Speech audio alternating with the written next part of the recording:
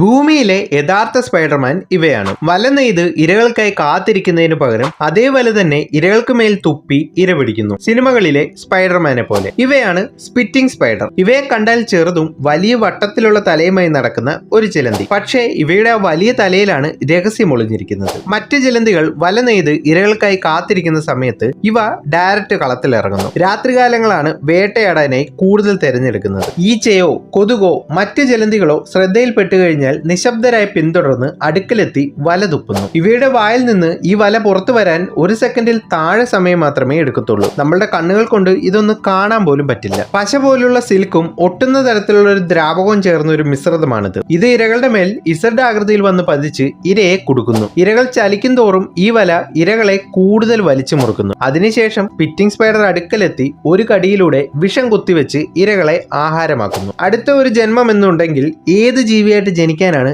നിങ്ങൾക്ക് താല്പര്യം? കമന്റ് ചെയ്യൂ.